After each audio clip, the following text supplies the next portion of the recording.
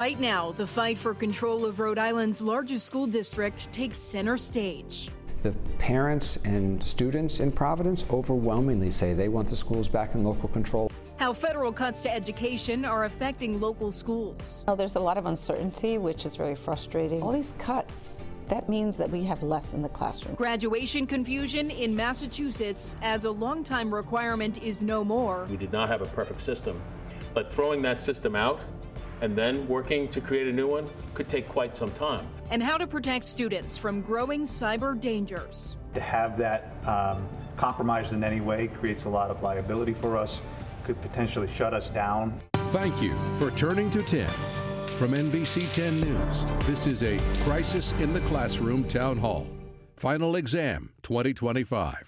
Thank you for joining us. I'm NBC 10 education reporter Abbey Buttacavoli. Over the next hour, we're going to showcase the education stories that have impacted all of us this school year, starting in Providence, the biggest school district in Rhode Island. Providence Public Schools had a turbulent start to the school year.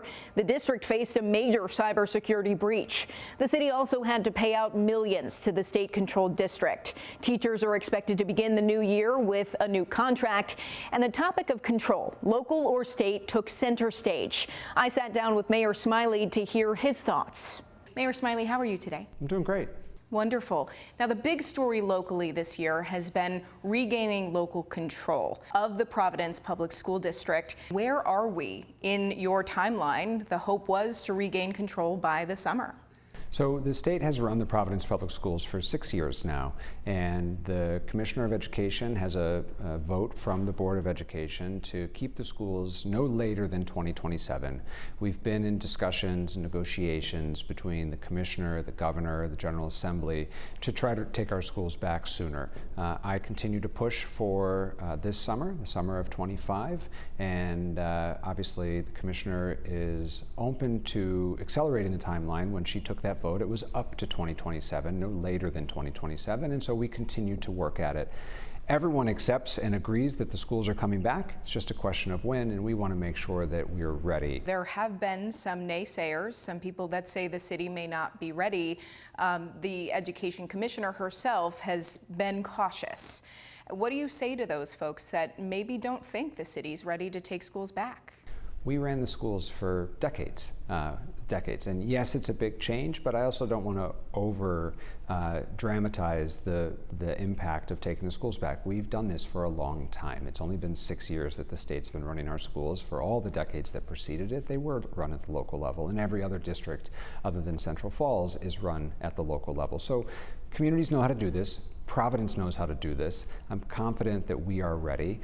We have a brand new school board. They're rapidly getting up to speed as well. And so we continue to demonstrate effort. We continue to put our work forward, and we continue to listen to parents, because that's the other piece here. The parents and students in Providence overwhelmingly say they want the schools back in local control also. You released a plan not too long ago, sort of as a guide to regain local control. Would you have done anything differently in releasing that plan or creating it? There's plenty of critics and plenty of feedback, and there are some people who levied some criticism to say, well, we weren't consulted and we weren't consulted. This was my plan. This was the mayor's administration's plan. This was not meant to be, we've talked to every education expert in Rhode Island or in America. And so I might have been more clear about that from the get-go, because it wasn't intentionally leaving anyone out, but neither was it intended to be represented as the plan to take the schools back. This was our reporting of where we've been, where we are now, and where we're going. And there's still plenty of work left to do, and we're engaging lots of people in that process. And to be clear, we don't know yet if the city will have control of the schools by July, as you had previously hoped.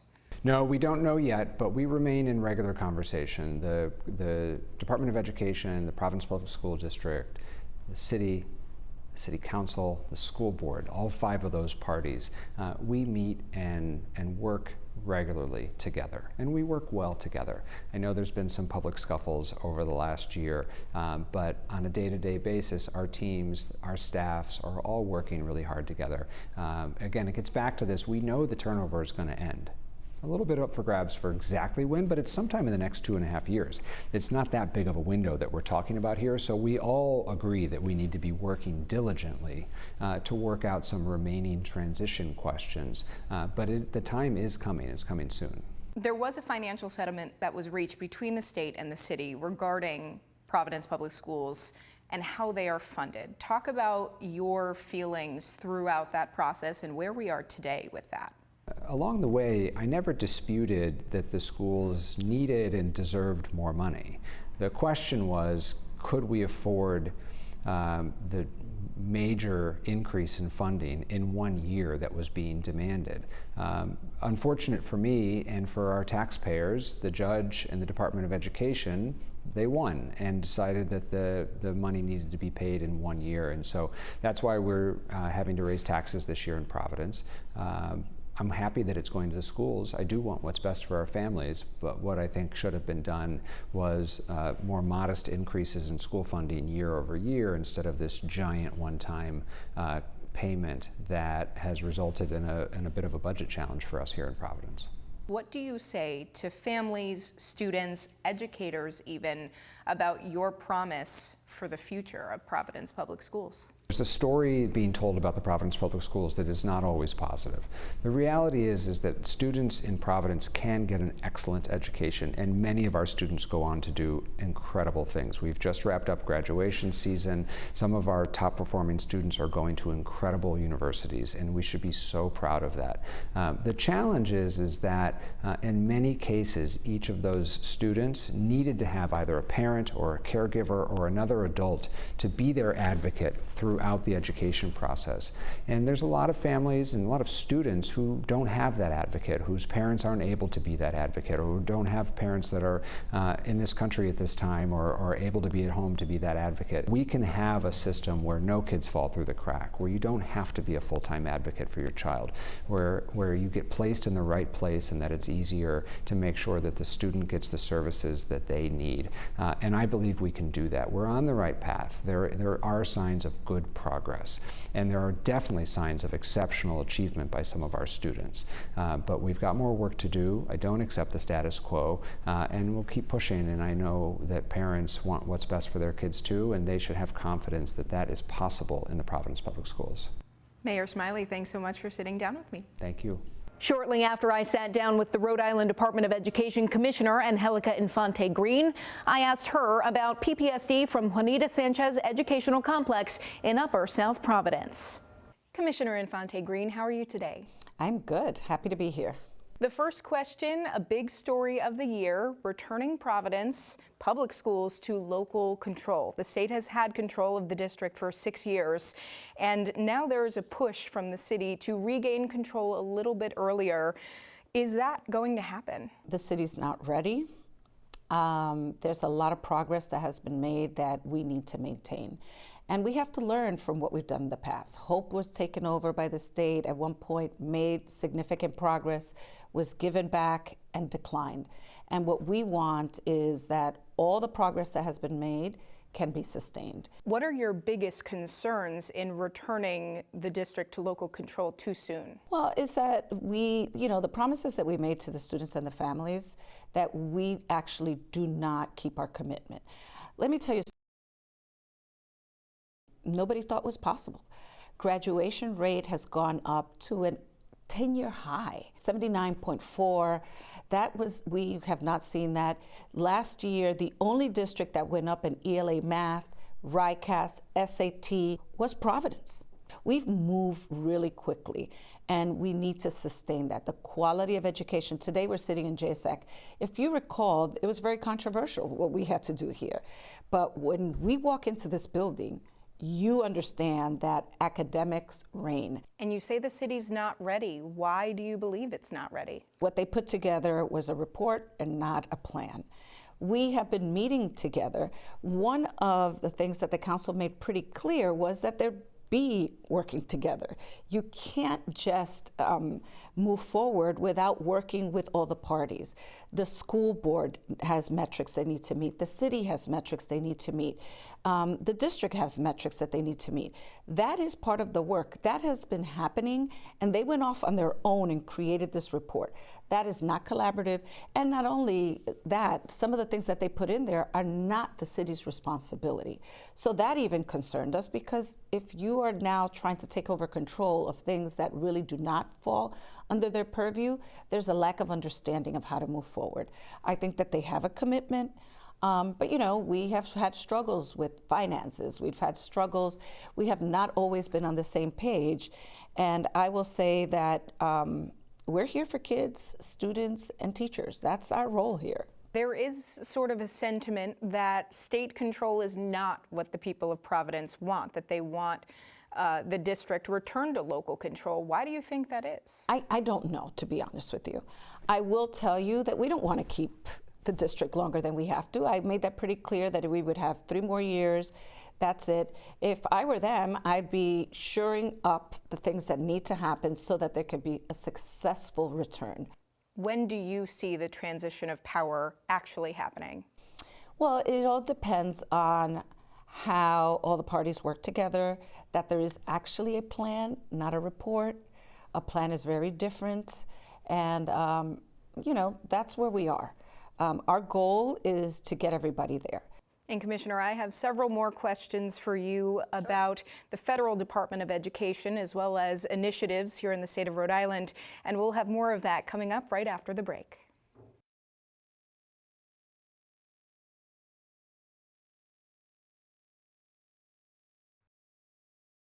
Welcome back to our Crisis in the Classroom Town Hall Final Exam Special. I'm once again joined by the Education Commissioner of the state of Rhode Island, Angelica Infante-Green. Right now, we're talking the Federal Department of Education. We know that there have been a lot of changes happening at the federal level. You've been outspoken about your feelings on this. Tell me how you're feeling now.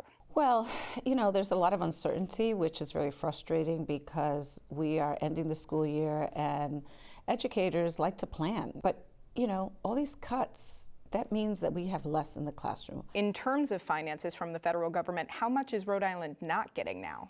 Well, we're not sure yet because we're still getting things in drips and drabs. But if you saw the budget that the president put forth, there's major cuts, major areas that have been left out of the budget completely. So we are concerned. We're concerned. There's no way that we're not going to be impacted.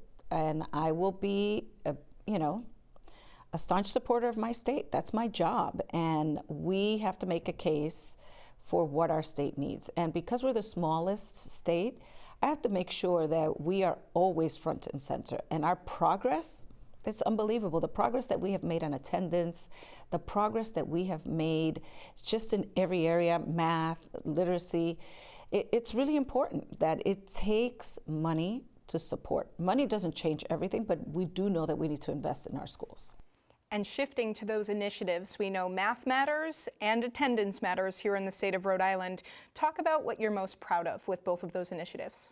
We have made great improvements. Like, I'm very proud of us in Rhode Island because we have moved up to 13th in the nation in reading, 14th in math.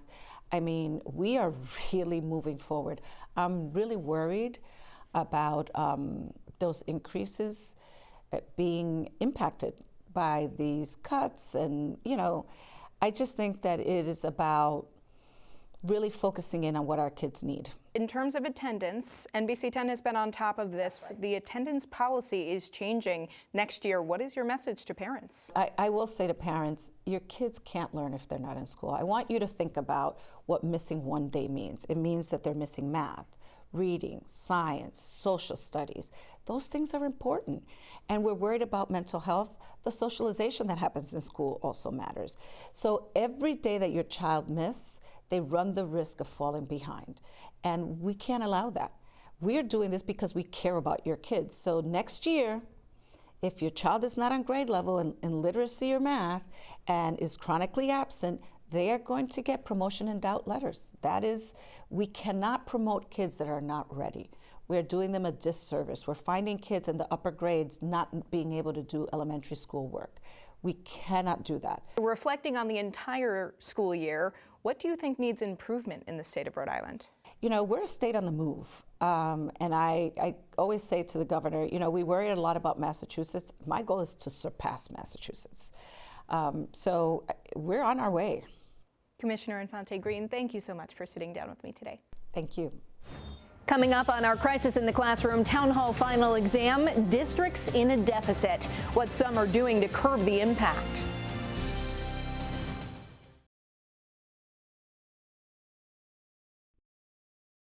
Johnston School Department, unfortunately, through the outgoing superintendent and the former chairman, absolutely destroyed the school department. Welcome back to our Crisis in the Classroom Town Hall Final Exam Special.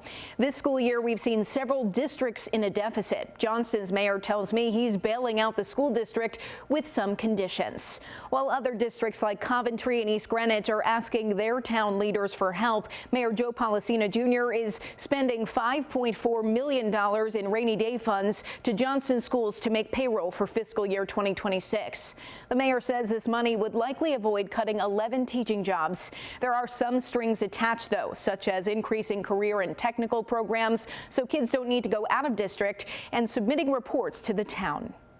Very happy about, because that was done with a lot of fiscal prudence on the town's part to have that money saved up in our fund balance. I have faith in that team, and this is a one-timer. If they can't make improvements with this, then I don't know what to tell them. The school department really needs to stop the bleeding. Now, school committee member Susan Mansolillo says in a statement on behalf of the school committee that the district is in talks with the town about a budget agreement and looks forward to collaboration. Over in Gloucester, jobs on the chopping block in the new budget passed by the school committee. 13 instructional teaching assistants are being cut. There are 22 total, so a cut of more than half. The district says it had no choice but to do this after the town council approved a school budget $840,000 less than what the school committee asked for. Town councilors, including President William Worthy, told me they did everything they could to get schools more money, like asking the state to increase the tax levy. It's not about me. It's not about, you know, me having a job.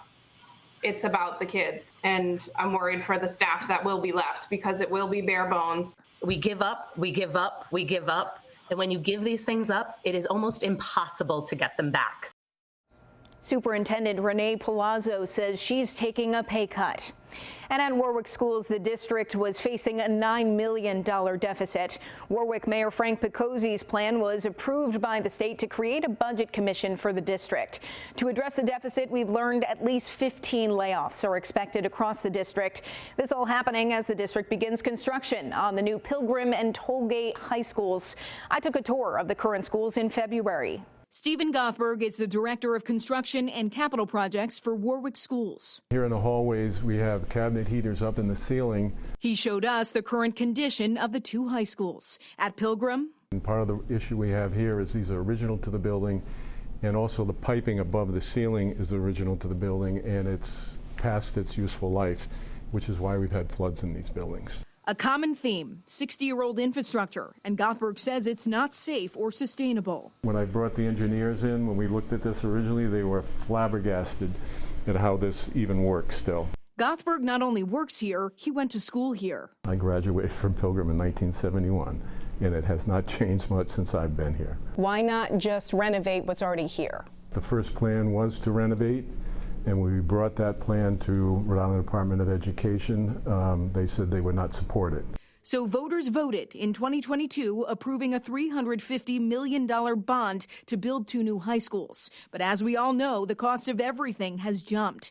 Gothberg says with changes and adjustments, what was first expected to be a $90 million increase to the costs is looking more like $15 million now, for a total of $365 million. The team is striving to do the best they can with the money they've been giving and stay within the confines of the budget as reasonable as possible. This as Warwick school leaders tackle a $9 million budget deficit, which calls into question the feasibility of these projects. Gothberg says they need to happen.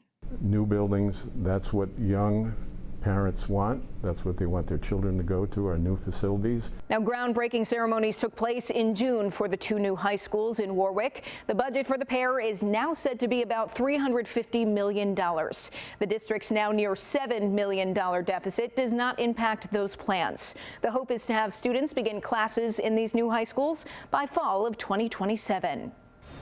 And ahead, school safety, cybersecurity, and addressing threats. I speak with local experts on growing threats and what's being done to stop them.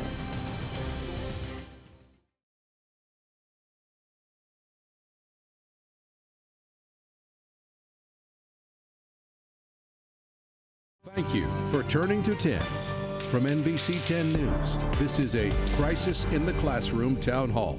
Final Exam 2025. Welcome back to our Crisis in the Classroom Town Hall Final Exam. We are now joined by our panel for cybersecurity and addressing school threats.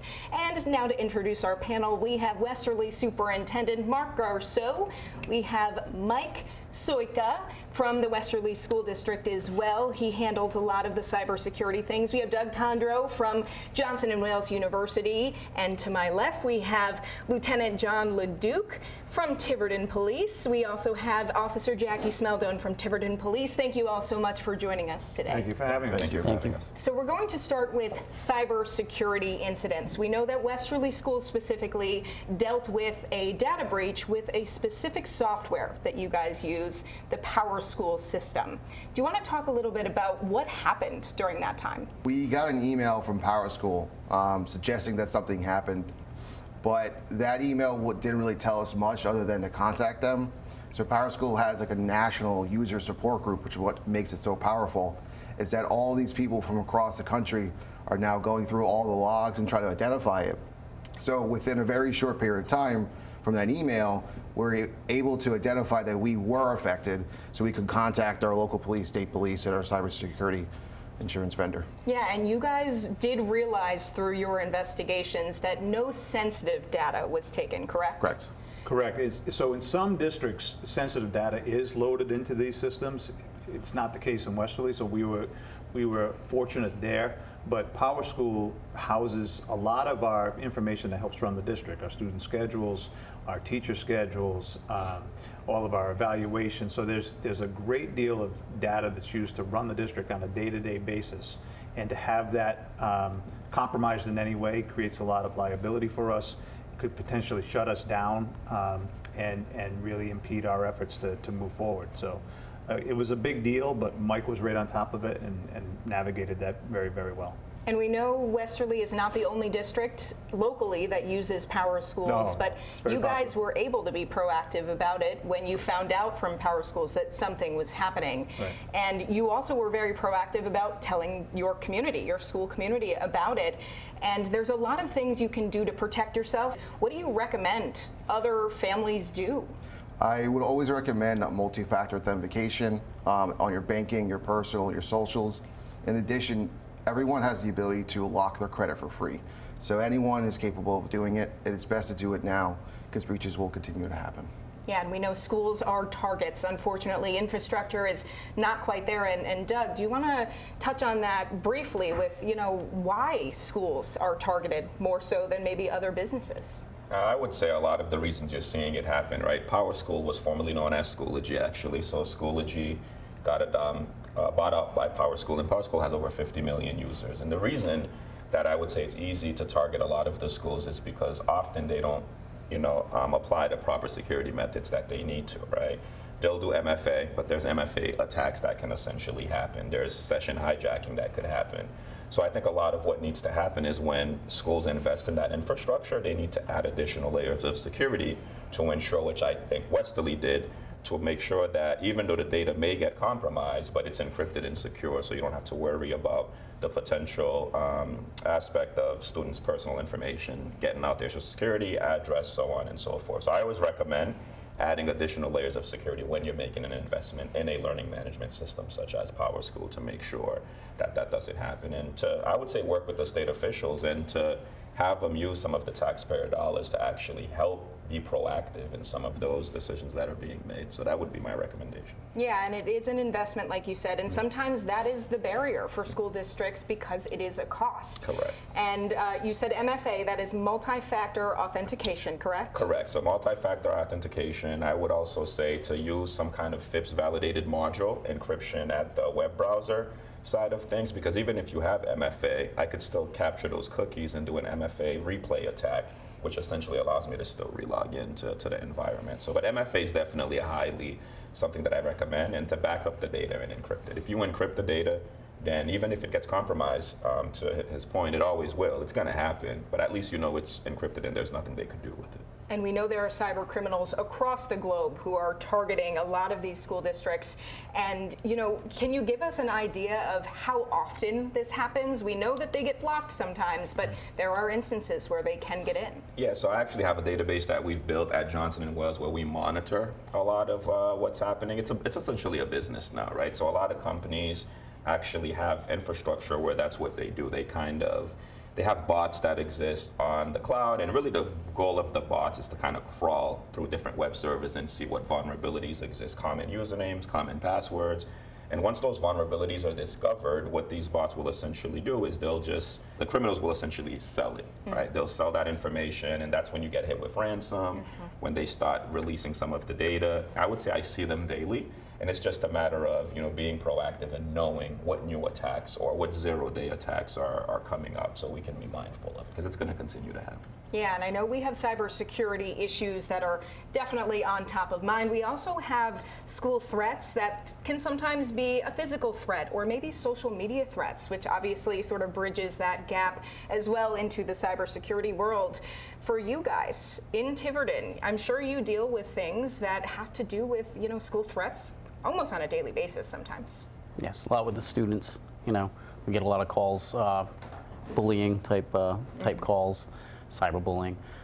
Unfortunately, you know, these days, kids, you know, are always in front of the screen and 24/7 access. So, you know, it's a constant issue. Yeah, and what do you think works when it comes to handling school threats? We know that they can come from almost anywhere, whether it be a phone call or Instagram, Facebook, you know, all of those things. What works? So social media obviously has taken on, for our schools, the cyberbullying. It's easy to identify. You get the usernames, you can look at threats before they come, and then you can also look into it with social media. So a lot of the kids use TikTok, Instagram, and it's not only when the bullying happens, now after, they're continuing online.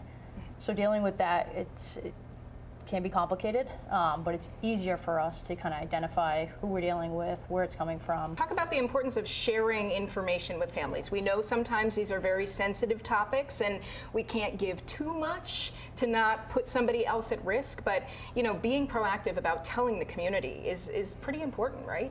Yeah, awareness is key, you know, and having that communication with the parents. Really, I mean, it falls on the parents to ensure that their kids, you know, are being protected, and whether that or not that's having, you know, limited access. Usually anytime there's a threat too that we're involved in, we'll put out something as well as a school to email the parents. Things do get misconstrued sometimes, and people kind of have their own ideas about things, but it puts a lot of people at ease. In addition to the cyber threats and somebody grabbing our data or holding it ransom, as the officers were saying, a lot of times the things we're dealing with on a Monday morning started on social media on Saturday night or whatever. And there could be a fight, there could be bullying going on. And even once that's been addressed, it continues on social media, it gets perpetuated.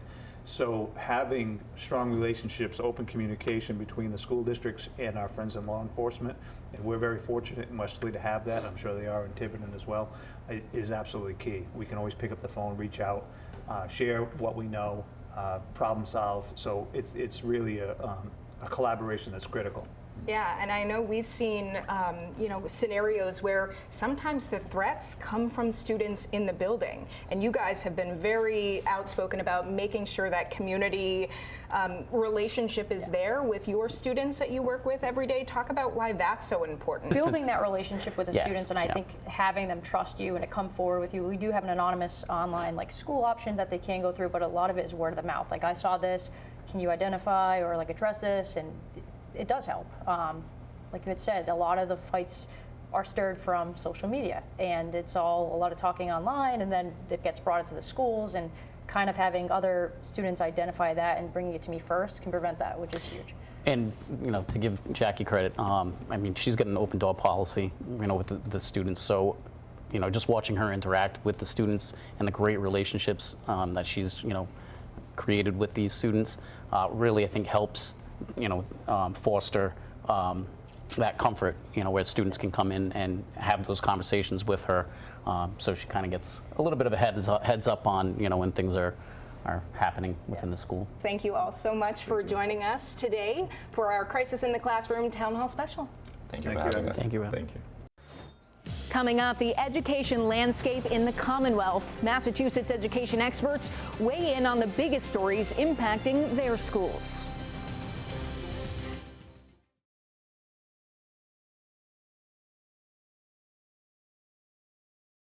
Welcome back to our Crisis in the Classroom Town Hall final exam for our panel focusing on Massachusetts schools and the education landscape in the Commonwealth. I am joined today by Edward Lambert, Executive Director of the Massachusetts Business Alliance for Education, Andrew O'Leary, New Bedford School Superintendent, and Max Page, the President of the Massachusetts Teachers Association. How are you all doing today? Terrific. Great to be here. Wonderful. We are going to start off with the big story in Massachusetts this year, which is that there is no longer a requirement to graduate to take the MCAS. The MCAS requirement is no longer. You all have mixed opinions on that. Ed, we'll start with you. What do you feel about that requirement being dropped? Well, we certainly, our organization, which represents business leaders across the Commonwealth for better than 30 years, has supported that requirement really as a way to have high standards for all students. And so we were disappointed with the vote. But nonetheless, we think there are some opportunities to work with educators, with business leaders, with parents and families going forward to craft an even better standard. We believe in high expectations for all students. We think that a new standard should include that. Those standards should be not only academic, but can be in other areas as well, and that we can find some other ways to routinely and commonly assess whether or not a student is ready for college and career. So we'll move forward. We understand and respect and accept the decision of voters. And let's see if we can come up with a better system. But Max, I understand the Teachers Association was supportive of this requirement being taken down. Talk about where you stand now on the issue. Sure. So yes, this is a top priority for our members. We represent 117,000 public school and college educators all across Massachusetts, and this has been a very high priority for many years. And as Ed said, the voters overwhelmingly, almost 60-40, have voted for this. And what I think where we agree is that this has opened up a real conversation. What is it that we want from a graduate in Massachusetts, and how do we assess it? What are the kinds of things that we want to support? So I think there's a real opportunity now, and we're busy with listening sessions, and the council's working, and so it's actually exactly what we hoped. So for us, it was getting rid of the harm of the high stakes test, and then opening up a conversation about what comes next. Absolutely. And Andrew, being in schools and seeing, what the MCAS looks like in New Bedford, what is your feeling about all of this? Well, we didn't, or at least I didn't take a position on the MCAS. I felt there were bigger issues in education. Our statement at the time was that this wasn't the biggest barrier that students were facing in school. And we also felt that this wasn't the biggest guarantor of rigor, which is very important in schools' high standards. So there are other ways to maintain high standards. We do maintain high standards within New Bedford Public Schools. Our graduation rate has risen. Performance on MCAS has risen, and MCAS as a performance measure isn't going away. But as a graduation requirement, there are other barriers to graduation which we try and overcome for students all the time. The state has decided there is a new competency determination. And what are your thoughts on what that means right now? Is that enough, you think? Well, we've been pretty critical of the vote that the board recently took to have these interim standards. We don't think they're sufficient. They allow different districts to decide what achieving mastery means. One community has decided that D- is good enough. And so we think that the state could have done more in the interim to tie standards to the coursework that they're going to require of students.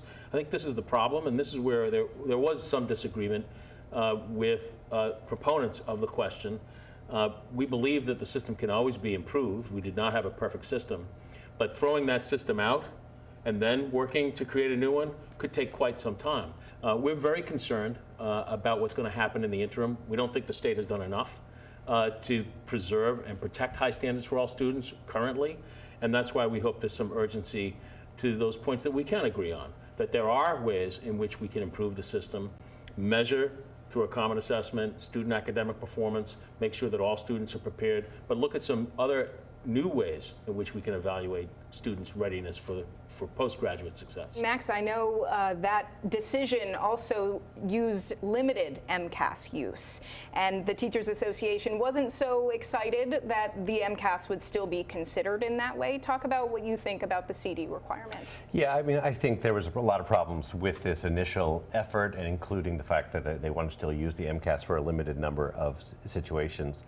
Look, we didn't want to go to the ballot. We spent 10 years advocating for the kind of long-term commission that would really look at this. In the end, parents, educators, students said enough. We need to rip the Band-Aid off, stop the harm of the high-stakes test, and open up the conversation that we're having now.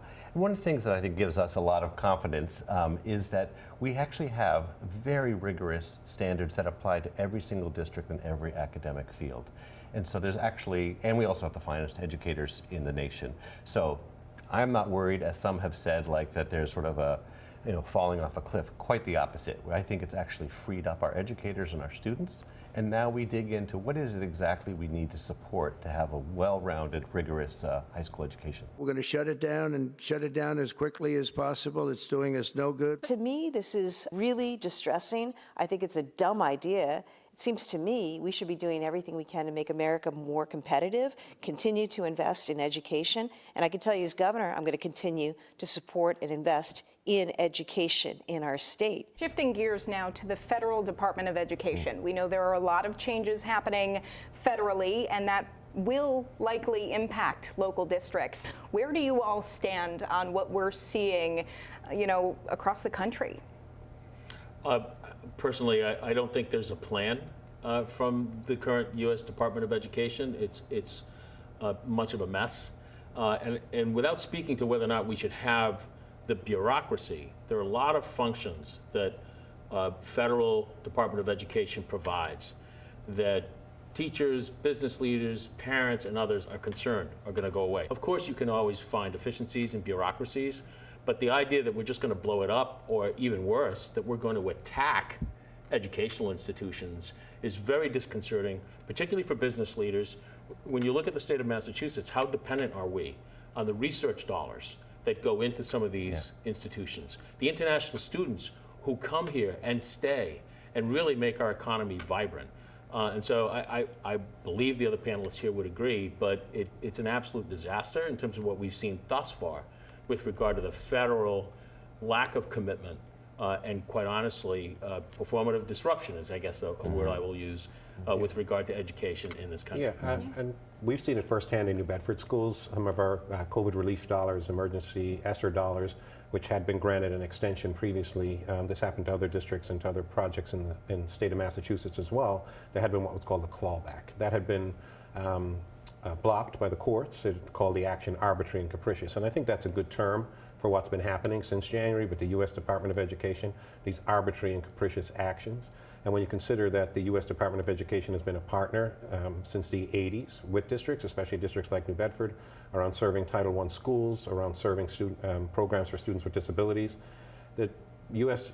Department of Education serves as a strong partner and serves as a guarantor, actually, of individual rights. There's a lot of talk about parental rights, but actually you'll see a track record of the U.S. Department of Education and the Civil Rights Division within the U.S. Department of Education advocating on behalf of students and families and being there for students and families. So those programs and those supports have been in our backyard all along, and I think we're starting to realize now that when those go away, we're going to start seeing that gap. So it should be pushed back on forcefully. I appreciate the Attorney General, the Secretary of Education, and the Governor pushing back forcefully on these things, and I think we need to continue that. We need a strong U.S. Department of Education. I agree fully. I'll be even more blunt. I mean, an authoritarian regime is unfortunate. I think we're facing, and we've seen this throughout history, go after public education, pre-K through higher ed. because that's, frankly, these are the foundations of democracy. So we're very, very concerned, and in Massachusetts especially, with the finest public education system as well, we have to defend that. So I think we have to work very hard on fighting the budget, but also the attacks on civil rights, on DEI, on all kinds of things that are under real attack right now. So I think it's a very frightening moment, but I also think there's such strong support for public education in Massachusetts and frankly across the country, even in red states, that I'm hopeful that we build a very strong counter movement and remind people why we have built this great public education system over the past 150 years. Thank you so much for sharing your concerns and also your hopes for the future of the state of Massachusetts and the education landscape as we see it now. And thank you all so much for participating today. Thank you. So much. Good to be here. Thank you. Coming up, showing you the heart of the classroom, some of the good news you shared with me this school year.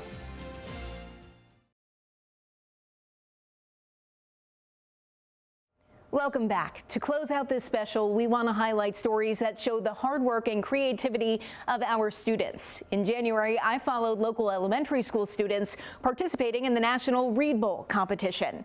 It's a free global reading competition where pre-K through 12th grade age teams compete to read for the most minutes. This competition is put on by the Share the Magic Foundation, established by former New England Patriot and Super Bowl champion Malcolm Mitchell. For those who may have a hard time reading, trust me, I understand. But I learned through football, the more you practice, the better you get, and the easier it becomes. I visited Kirvin McCabe Elementary School in Pawtucket as they were hard at work flipping the pages. I even took part in a special literacy night for Kirvin McCabe as a special guest reader. Our local schools came up short this year, but are excited to try and crush the competition next year. An 8th grader at Alan Sean Feinstein Middle School in Coventry is helping other students make the grade. Marcus Furtado created an academic website to help other students with their studies. That led to 20 of his classmates joining him to help manage the site by adding notes and study guides. I'm Honor Society president, so I saw kids dropping out really quickly, not just because of hours, but their grades and like the classes they're in. So I tried to stop this by trying to make a website. What ended up happening was after he presented it, he started to network. Other students came to him and said, I could help you with some of these academics as well. Marcus hopes his project can grow to other schools as he grows and heads to high school. Culinary students at Westerly High School are feeding families and reducing waste through a new program in partnership with Johnson & Wales University. As students learn how to cook and prepare food, it creates food waste. The students are now using that waste to create new delicious meals. If a student has to learn how to cut a carrot, to get good at it, you need to cut a lot of carrots, which means we'll end up with quite a lot of carrot waste, but carrot and ginger soup. We're taking food, odds and ends that, normally wouldn't mean anything to us and we would just throw out, but now we can, as students and, as chefs, be able to put that stuff together to make great meals that, are able to feed great people. The meals were packed into a refrigerator weekly for students and parents to take confidentially. And in Fall River, multilingual students stepped in front of the camera to produce their very own news program, and they did it while sharpening their English skills. Green Gators News is run by Ruben Nunez, or Mr. N. He teaches English as a second language, having moved to the U.S. from Colombia himself. Reporters from kindergarten to 5th grade report once per month on projects, school events, and MCAS testing.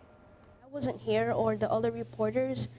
The kids might be bullies or something, so we tell them not to be bullies and explain why we shouldn't be bullies. My job is to make all the kids in the school happy. You read, and that reading can help you in English. You need to try, and you need to be confident about yourself, and don't give up.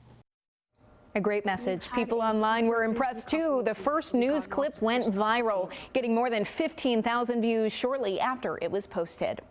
And as we close out our conversation about what happened inside the classroom this year, we continue to learn, all of us, teachers, students, school leaders, and everyone influenced by education. I'll continue my education coverage here on NBC 10, and we want you to be a part of the conversation. If you have a concern about your child's education, call the number on your screen or email us at schoolcrisis@wjar.com. Until then, I'm Abbey Buttacavoli. Have a great day.